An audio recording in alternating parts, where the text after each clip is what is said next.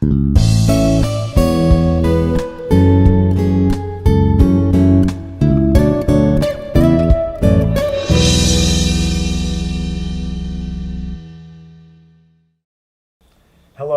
welcome back to A Better World. This is your host, Mitchell J. Rabin, and I'm very glad you're joining us again today. Today we're going to have another very interesting show. We have invited back Lynne McTaggart, who has been on our radio show as well, this time to talk about her latest book called The Power of Eight, which, by the way, is coming out in paperback relatively soon. You want to get this because it is really earth-shattering, and it's actually, I believe, going to be earth-healing in many, many respects. Lynne touches into the space that we all fundamentally, instinctively know, that space of prayer, of intuition, of wishing people well, if you will, and what happens when we expand that to a group of 8 or more, or even a little less. Well, her research has shown that through scientific method, magic happens. So that's going to be the subject of today's show, and you'll see what I'm talking about. Lynne, great to see you, my dear. Lovely to see you again, Mitchell. You're doing such great work. You're Thank going you. around the world, and things are changing. I hope so. Yeah, right. They need to. They need to be. God knows. Yeah. Why don't you give us a little introduction, if you would, first to the fundamental idea behind the Power of Eight, and then we'll go into some of the research and science that you have noted. Okay. I started out in 2007 wanting to test the power of intention because I didn't really believe that a lot of the people talking about the law of attraction or the secret, I didn't believe what they were saying. And I wanted to really... 21st century doubting Thomas. I certainly was. Yeah. And so I wanted to test it. And I thought, okay, let's do this with the rigorous science. So I knew a lot of scientists in consciousness research, and I also had lots of readers because the field was in 30 languages. So I thought I could just put these together and I'd have the biggest global laboratory in the world. Mm-hmm. So I was less than convinced it was going to work, Mitchell. But I embarked on a series of studies working with a bunch of scientists in different prestigious universities. Gary Schwartz, for instance, at University of Arizona.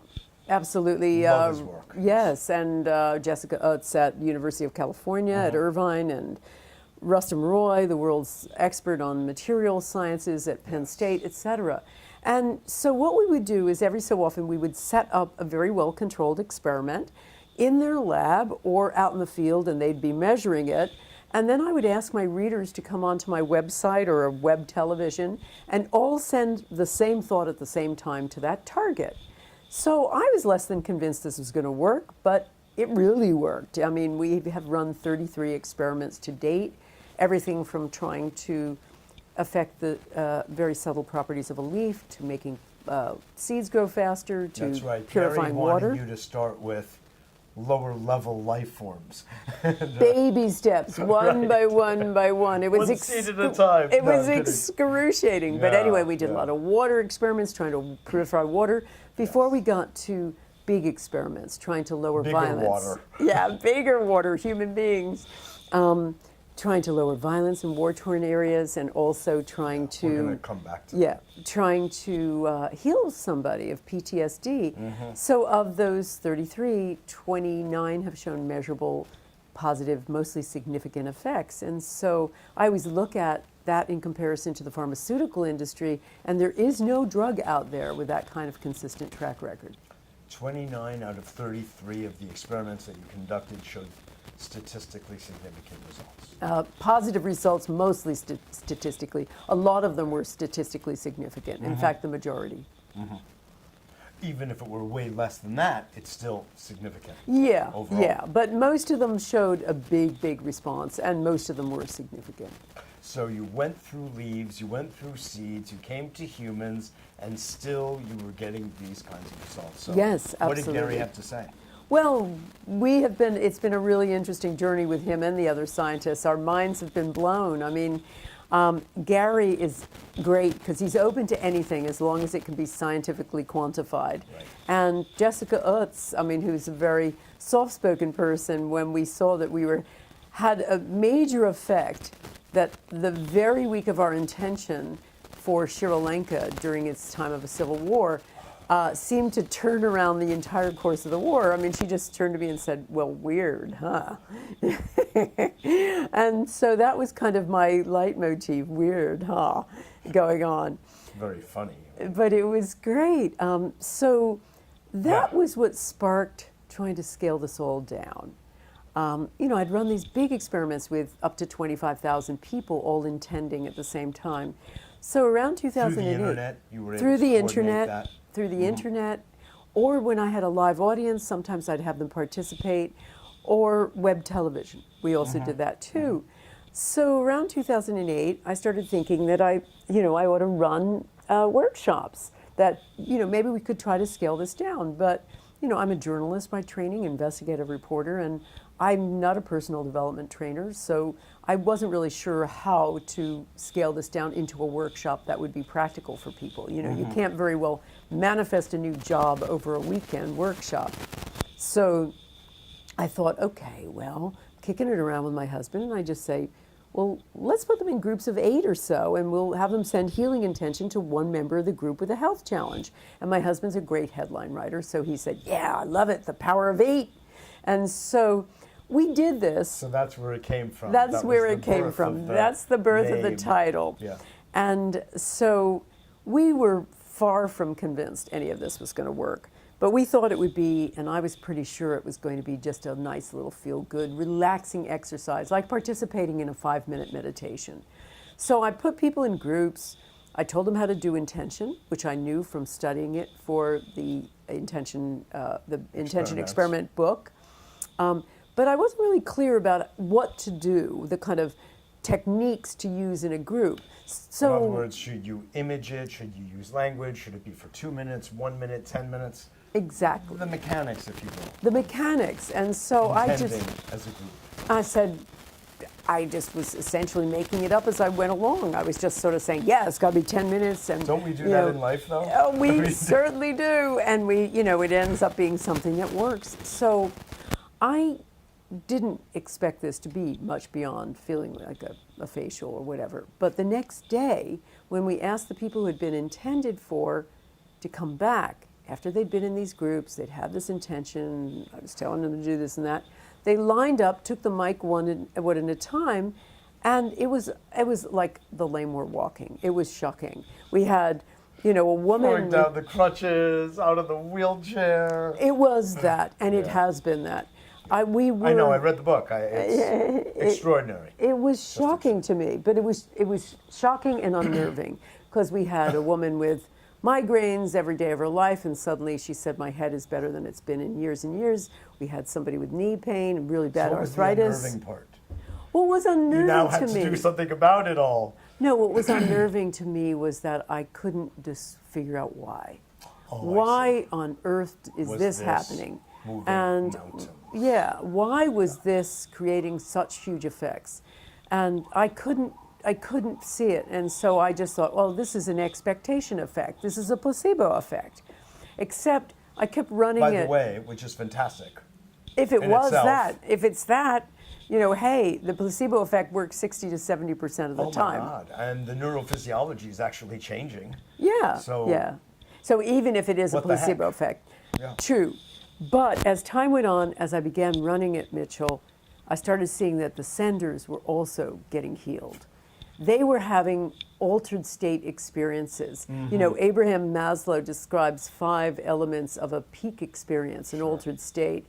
And they are everything from feeling a lot of electricity to feeling this extraordinary oneness with everything to having a Connectedness. blinding epiphany of meaning to having incredible rejuvenation in your life. And my people were recording just that over and over and over again. So, and I saw the senders were having, no knee pain if they had arthritis, or, we had a woman with cataracts who said she was 80% better. We had, hundreds, thousands of people recording these healings after 10 minutes, healings in an instant. And I'm thinking, what on earth is this? And so that was the unnerving part. So for many years, Let me quote one of my yeah. favorite people, Lynne McTaggart, in The Field, which, by the way, I rely on a lot in my work. Thank you. And it's a field phenomenon, of course, what you're saying. Sure. So it doesn't go by the boundaries at all of a so-called physical body. No. It's the field that's permeating because the energy through the intention is being uplifted and established, and it goes everywhere. It doesn't have boundaries. No, and of course I could get that part, but I think what was shocking to me was, wait a minute, why are the senders getting healed? Why is this such a virtual circle? Why is this so instant? And why is this defy so many other kinds of healing don't work like this? Other prayer groups may heal the recipient, they don't necessarily heal the healers. And so that was all those questions. So I was cautiously blown away, but I was also Possible? It was. I was like, yes, this is cautiously blown away. I was blown away, but I was also good line. It was also like, okay, what's going on here? So for the longest time, I experimented with it. I would do it in every workshop, and I would study it. And I would see, oh, wow. And, I went through all kinds of emotions, everything from getting blasé about it, oh, ho-hum, another healing, right, to apologizing for it, saying, well, I don't really know what this is. I'm learning with you, to saying, I'm just a journalist, I'm just recording it. So it was hard for me to own it. And I also kept wanting to figure out, well, somebody had to, well, there were two things I wanted to figure out: why it worked and why me. Why had this occurred with me? Totally by accident. And the other thing that I wanted to know is who had thought of this before me? Somebody had to. I couldn't have discovered this. So that was the real shocker to me, because I spoke to all kinds of experts, experts in esoteric religions, esoteric practices, indigenous practices. Stonehenge research you were doing. Yeah. And looking into and speaking to an expert and a few experts who were expert in religious healing and, as I say, these indigenous practices. And there were plenty of prayer circles. Every major religion has them. From, Judaism has the Minyans, the group of 10. Islam has people around. They do a circle around the Kaaba, the holy sacred thing. Of course, there are prayer circles developed by Teresa de Avila, the saint in the Catholic religion. Everybody has prayer circles, but I could find no evidence anywhere, nor anyone who was expert on these practices who could say, yeah, the senders as well as the receivers heal. So that was, there was no mirror effect thing that was going on. And of course, around this time too, Mitchell, the other big mind blower for me was, it was interesting. We were getting all these positive effects with the intention experiment, but that wasn't as interesting as what was happening to the participants. Once we started working on people-oriented experiments like lowering violence in war-torn areas, their responses, the participants, because I surveyed them, I started surveying them in 2008, basically saying, what happened to you during the experiment and what else happened, what has happened after it, anything. Their effects were mirroring the focus of the experiment. So when we were doing experiments for peace, the participants' lives were becoming more peaceful. They were making up with estranged relations. They were getting along better with their spouses. They were getting along better with their coworkers and their not-so-nice boss. They were falling in love with everybody with whom they came into contact. Actually. And life. Yeah. They were like totally rejuvenated. And again, I'm thinking, what on earth is going on here? Or if we had a healing experiment, there were a lot of healings as well with the peace experiments. But also, when we did a healing experiment for someone with PTSD, which seemed to work, he never needed any more treatment again after that, and went on, traveled, did all kinds of things, married the love of his life, had a child, and was that Mitchell healed. Dean? No, that was Todd Voss. Oh, okay. Yeah. So he he was Some healed. of the stories are amazing of Yes. individuals who have gone through such a transformation. They are. They're incredible. And so it was why I had to start really documenting them because, Yeah. you know, and it was my husband who said to me, it took me a long time to get the courage to write this book. And he said to me, reading yet another set of amazing results like this, he said, okay, Lynn, at what point are you going to write this up? It was... And own it. And own basically, it, I because it's know. coming out of your intention. I'm sure it is. It is. It was a need to really try to understand, as I say, why and why me. That was the weirdest thing of it.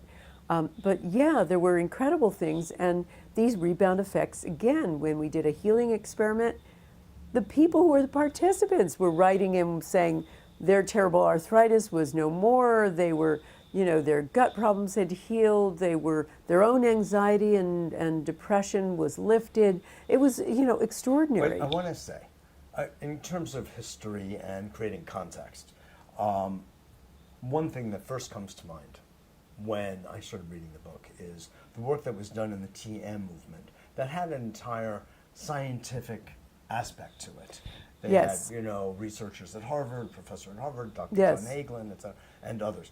And when they did their experiment in Washington, D.C. on reducing violence through meditation, you know, they had significant results from that. I don't ever remember hearing one thing or the other. It's true that I didn't know about the senders getting the benefit. And then there's Larry Dossey's work with prayer, where he aggregated, you know, literally thousands of prayer circles and double-blind experiments as well. Yes. As well as experiments with organisms in, you know, Yes. petri dishes, et cetera, and Yes. affecting. So that's mind over matter and things that we know well. Yes, yes. But The TM folks were a real inspiration. they were a real inspiration. Yeah, they But I were an wanna inspiration. say, Yeah. Last night you were getting a little biblical, and I thought that was kind of interesting.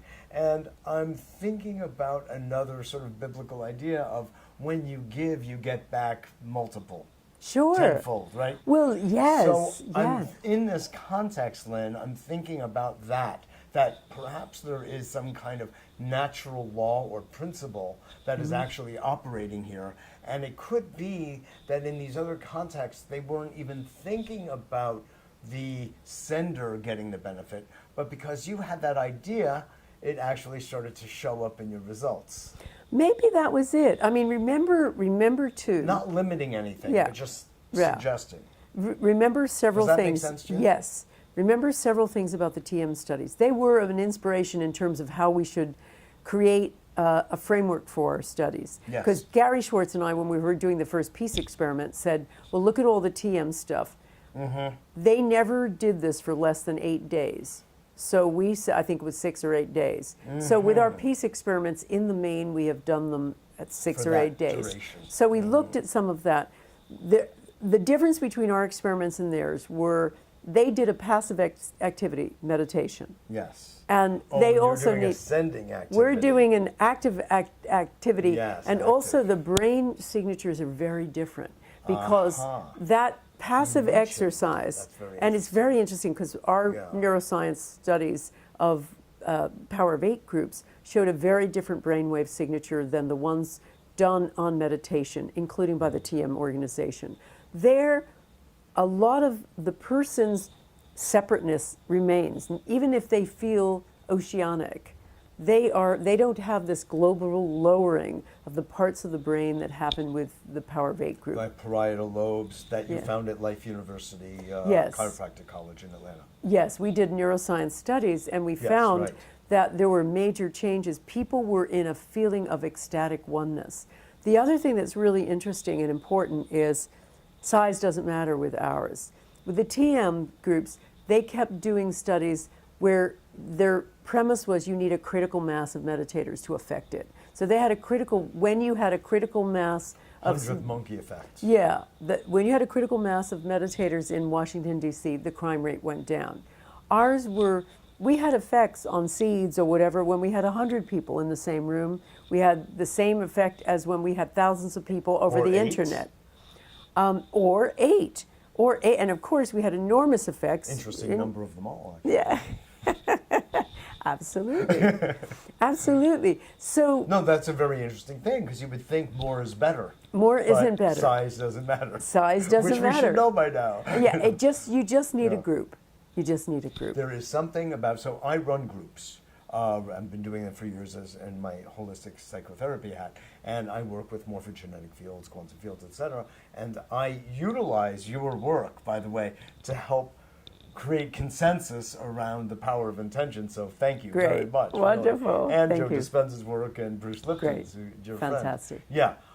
So I understand there's something dynamically that happens with people, and again, I don't know why I'm getting so biblical. I think it's your fault, because where one or more are gathered, voila, there I am, right? So there's something Absolutely. to these ancient adages that are actually getting borne out scientifically through you as a vehicle, if you will. Well, it was I don't mean really just interesting. You, but I mean, sure. you were one of those vehicles for this. Well, and I didn't want to give this a religious context, but when I was trying to find, who else had thought about this, I found a very interesting little-known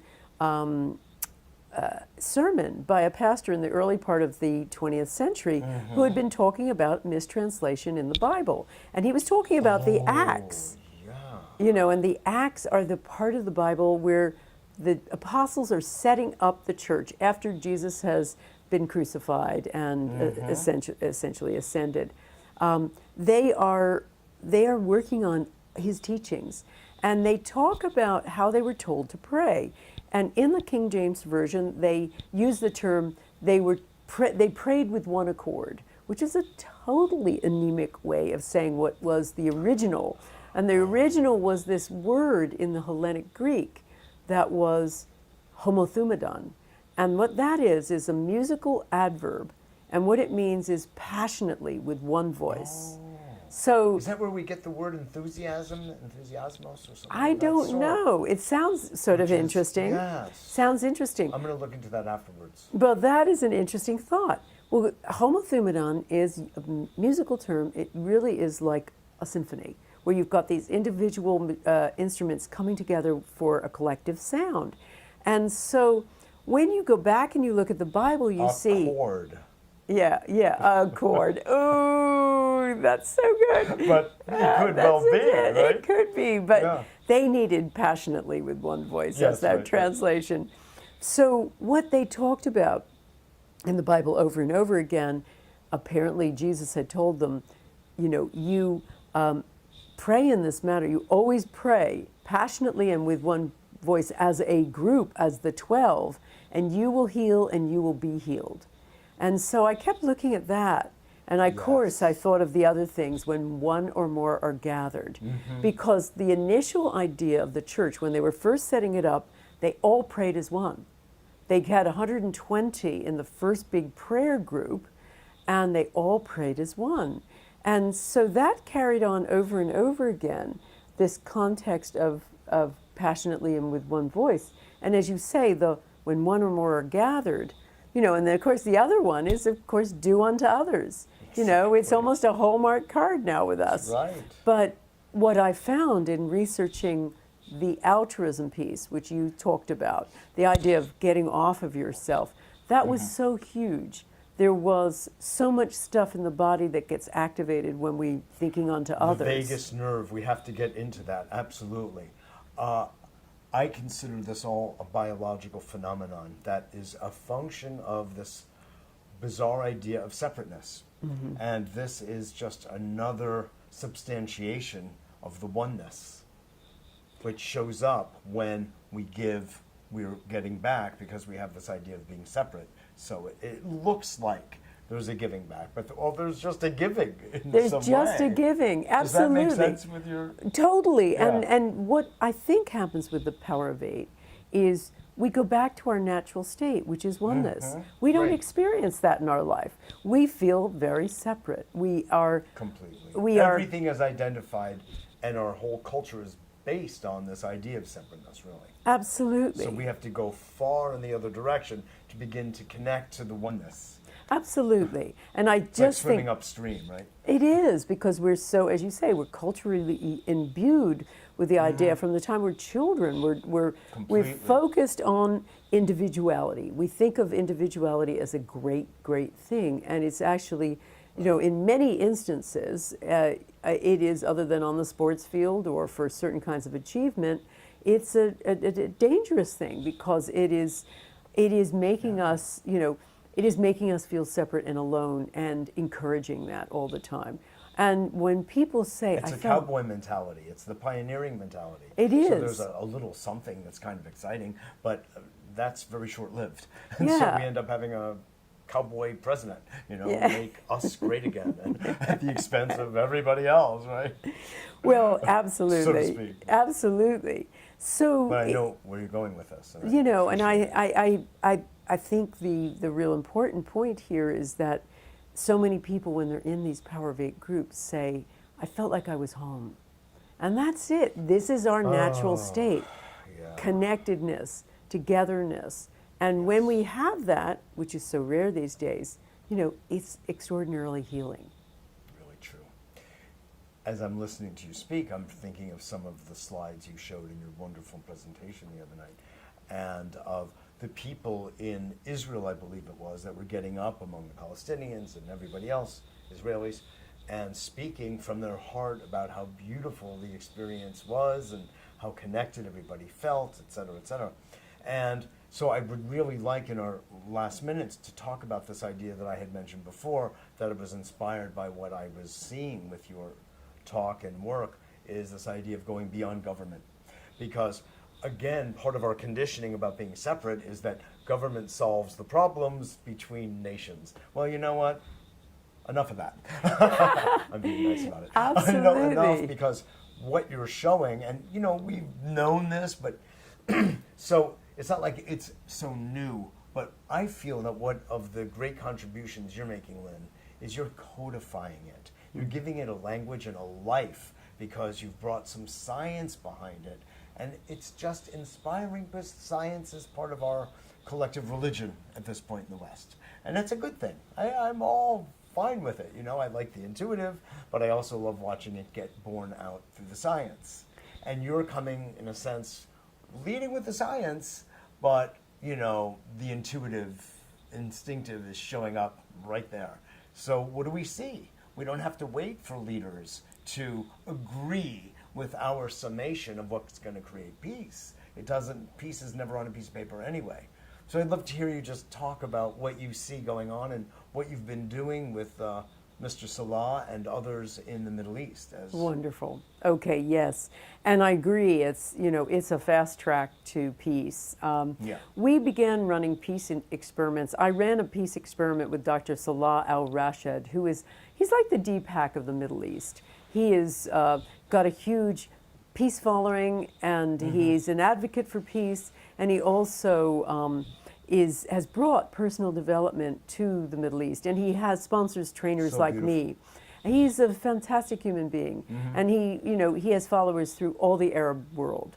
So we decided, with the 10th anniversary of 9/11, I was pretty sick of those buildings coming down, seeing them once again, and I thought, no, I want a different meme here. Right, So, exactly. Different meme. That's a good So way of putting it these days. we got together and we decided to do an intention experiment where we would invite the Arabs that were his followers, as well as my Western audience, and particularly American audience. We would come together and send an intention. Well, probably largely Jews. I know. And we sent an intention to 2 provinces in southern Afghanistan. And we chosen because that was the war, that was still going on. And it was really interesting to see, because the Arabs and the Westerners, particularly the Americans, when they came on my Facebook page afterward, they started writing to each other and befriending each other, and after a while saying things like, "Your God is my God," "We are so sorry." They apologized. They forgave each other, and then we've scaled this up. We scaled this up Yes. recently. You've got to share some of the statistics, because the 43% is like burned into my brain now. Yes. Well, we did an intention experiment for St. Louis, Missouri, Oh, yeah. officially the most I'm dangerous not pushing place. you too far. Yeah. No. Do the Middle East first, and then we'll go to St. Louis. Okay.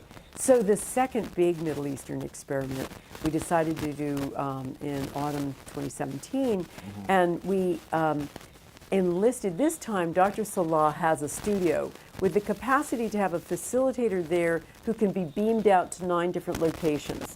And they do that by putting a camera in conference rooms or auditoriums in different places. And with the technology, around the world, anywhere. Or I just have to hook up by this camera. Big Zoom.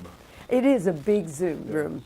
So they can talk to us, I can talk to them, they can talk to each other. So we decided we had cameras in conference rooms with attendees from 8 Arab countries. So we had Saudi Arabia and Kuwait and Jordan and et cetera. It's Tunisia, et cetera. And then the 9th one was a camera in an auditorium in Jerusalem filled with Jews. So it was fabulous. We decided to do an intention for the parts of Jerusalem, the old city, particularly the Damascus Gate area that was, had a lot of extra violence. And I also broadcast it live through my YouTube channel, so we had my followers around the world too. So we sent intention to this area, and that was interesting. We recorded some scientific effects, but the more interesting thing was what was happening between the Arabs and the Jews. Because they could talk to each other, they started getting on and saying things like, "Your God is my God. I love you. I love the Jews." And the Jews were saying, "You are in my heart." And they're sending love to each other. And both sides. Goosebumps. It was extraordinary. It was, one of the Saudi women who was there said to me, "This is so historic for me because I've never actually seen a Jew before. And I've been taught that they have horns growing out of their heads." And the Jews were crying too and sending love out. It was amazing. And it went around, it got picked up. There were MPs in Kuwait tweeting about it. There was a lot of the press in Israel wrote about it. And basically, and they were embracing it? They were embracing it. And they were saying, it's initiatives like this that are going to bring about peace. And, it really gave me the idea that, we don't need politicians. Politicians oftentimes mess things up. They're in the way. They're in the way. The people wanted the peace, and all they needed to do was this little activity of essentially praying together, and it just broke open the hearts. It's happening to me right now just listening. Just hearing it again is awesome. I know we're just about out of time here, but I do want to ask you, and thank you so much for that. Yeah, I think you're doing extraordinary work in this space, and I love it. A lot of I'm very kind of peace and politically oriented, so for me to hear all of this, and I have a lot of Israeli friends also, and I'm connected in many different ways with that part of the world, so it's especially meaningful to me. What the effect is on the larger scale of just peace versus violence. Could you just speak about the results of what you did in St. Louis, which is the most dangerous,